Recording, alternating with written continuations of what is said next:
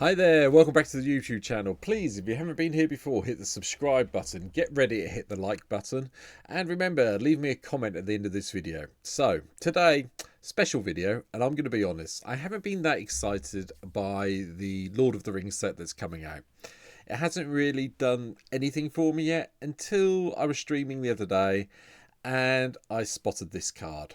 And then I did get excited, I'm going to be honest about it. So, what am I talking about? Well, as you already know, because you're already here, the card I'm talking about today is Tom Bombadil.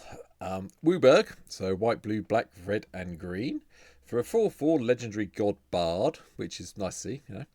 And as long as there are 4 more lore counters among sagas you control, Tom Bombadil has hexproof and indestructible. And whenever the final chapter of ability of a saga you control resolves, reveal cards from the top of your library until you revealed a saga card. Put that card onto the battlefield and the rest on the bottom of your library in a random order. This ability only triggers once each turn. Oh yes, everybody, we have a saga commander at long last. I think a lot of people have been waiting for this, and I decided now is the time for me to do this deck tech. So, what does the deck look like that I've come up with? Well, it's going to be on Goldfish, so apologies for the graphics, but it looks very much like this. Ta-da! It's not cheap. Even at the moment, before we've even got the prices for Lord of the Rings, we're looking at $700 and then nearly 100 tickets on MTGO. So it's not the cheapest deck, but that's because of some of the artifacts in here, and you can drop them out if you want to. But let's go through the deck, because I think this is going to be a really fun commander going forward in the future, especially for this. So obviously Tom Bombadil at the top here, and I was tipped off that proliferation works with the sagas. So I looked at some of the proliferate cards, and then I also looked at some of the cards that trigger off historic cards. And obviously, because all the sagas are historic, technically, they trigger with this. So we've got Artificer's Assistant, just a 1-drop bird. But when we cast a historic bird, historic spell, we get to scry one. Thrumming Bird obviously does the whole proliferation thing, if what I've been told is correct. If it's wrong, you can disregard this video entirely or yell at me in the comments, it's fine. But if it does, we can proliferate, make the sagas trigger quicker. Divine Trapper comes in because then we get to tap creatures when we play historic spell. Evolution Sage does the proliferation with the mana coming to play.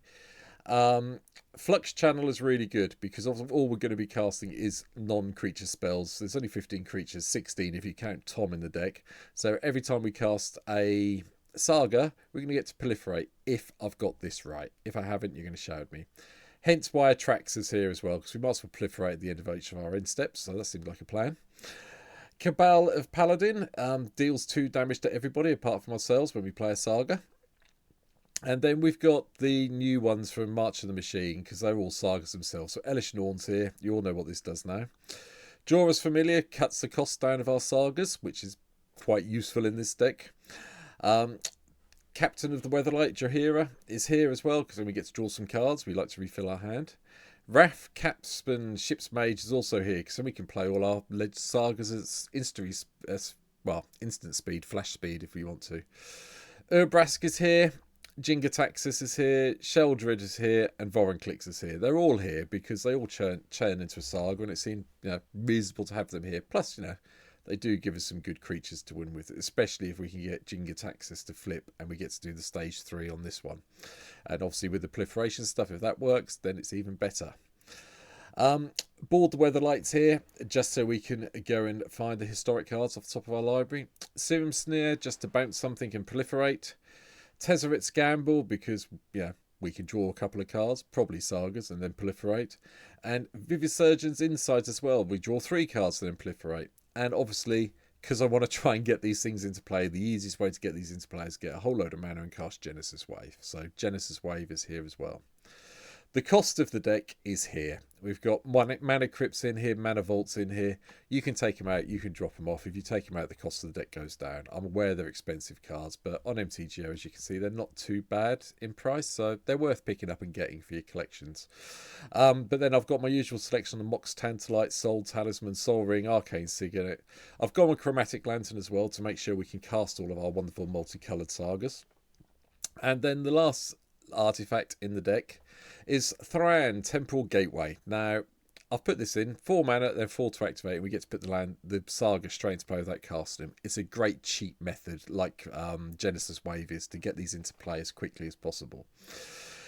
Enchantments wise, they are literally all of the sagas. Now there is one missing. I don't own Fable of the Mirror Breaker. That can go in here. I would put it in if you had it. I'll put it in over something. I don't care what, but it's just a great card. It gives you a token. It gets you a treasure. Keep it. If you've got one on MTG or one in real life, get it in this deck. Drop one of the sagas you don't like. It's very simple. But I've gone with what I've got in my MTGO collection at the moment. So Kumano faces Kazan. Azura's Many Journeys. I like these because they do turn into creatures, and we haven't got many creatures in the deck. Same with the Era of Enlightenment to give us a first striking 2/2. The prophecies here, just so we can name a card and make it even cheaper to play when we play it next turn. So bear that in mind. Michiku's Reign of Truth is going to be massive in this deck with the artifacts and enchantments we have. This is always probably going to be at least a 4/4, I would guess, most of the time when it flips. Birth of the Titans, just so we can get 3 cards of our library into their graveyard, exile 2 cards, and then return something.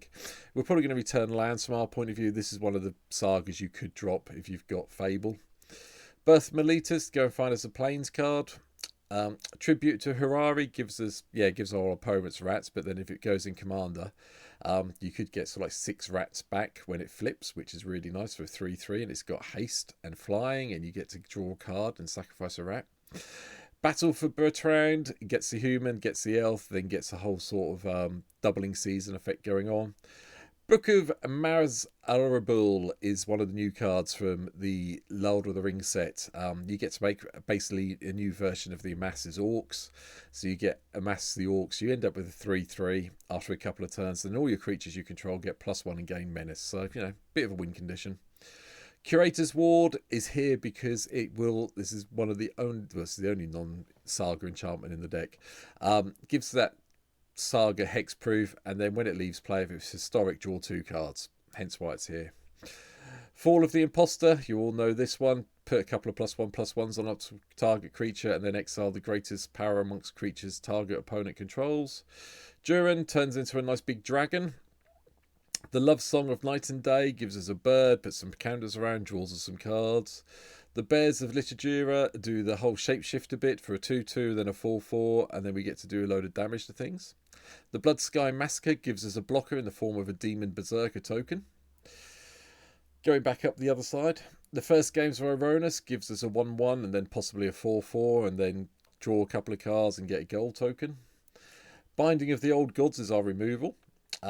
Fidge's Retribution gives us an angel. Cardo's Vicious Return. You may sacrifice a creature. When you do, it deals 3 damage to a target. And then each player discards the cards. And then return a creature card from your graveyard to the battlefield. Put a +1/+1 counter on it. It gains haste. Really useful if one of the creatures over here has been killed off. Hence why it's here.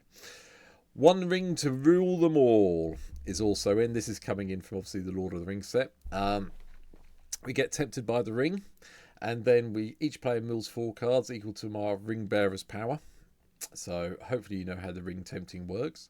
Second stage is destroy all non-legendary creatures, so you might just be left with your ring bearer. And then the third bit, each opponent loses 1 life for each creature card in that player's graveyard. That gets your opponent down quickly. Rite of Belzenek gives us a demon when we get there. Hopefully we'll be able to sacrifice some creatures to it so we don't take 6 damage every turn. Showdown of the Skulls, we all saw this. This went very wild in Standard a while back. Gives us all the ability to exile the top 4 cards of our library, play them to our next turn, and then whenever we cast a spell for a couple of turns, we get to put some +1/+1 counters on creatures we control, which is nice. The Crowan War nicks a creature, then everything probably does attack you, so be careful with this one. But then each tapped creature deals damage to itself equal to its power. Time of the Ice lets us tap down creatures for a while and bounce them all back to their owner's hand. A Battle of Frost and Fire gives us a bit more removal. You may be playing some spells with 5 mana or more, so we should be able to draw 2 and then discard 1 occasionally when this goes off. Behold the Unspeakable. It turns into the flying creature. I'm sorry, it's going off the screen now because of how my computer's set up. Apologies. There you go. And we get to do the card draw, exile it. We get a nice flyer with trample. Elspeth Conquers Death, you all know what this does as well. Exile something with power of 3 or with mana value of 3 or more, and then we get to return target creature or planeswalker from our graveyard. Hopefully we'll be returning one of the 15 you can see on screen still. Cruelty of Gix, another way of getting rid of things, but it puts a target creature from a graveyard onto the battlefield under our control, so it's better. We get to go nick something that our opponent's hopefully discarded. The Mending of Dominaria, just to make sure we get the lands into play we need. The Shattered State of Ages gives us another creature, if I can get it to show. There you go. The Nameless Conqueror. It's a 3/3 trample or haste. Not that great, but it's still another creature when it flips. There and back again. Another one from our wonderful Lord of the Rings set. Basically, you get Smorg at the end of it. And then when Smorg dies, we get 14 treasure tokens. I've got no issue with this at all.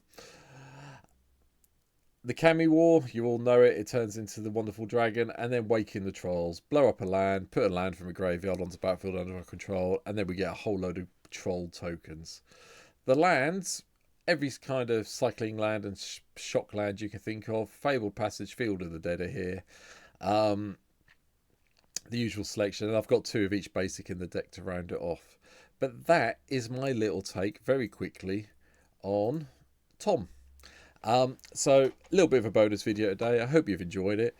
Hopefully it's going to be the first one of, hopefully there'll be something else that inspires me in the Lord of the Rings, but this one really did inspire me. So bonus video. The video that was going to go up today is now going up Friday, so keep your eyes out for that. Hit the subscribe button, let me know what you think, and I'll be back very soon with some more deck techs in Commanderland. Take care, thanks for watching, see you soon, bye.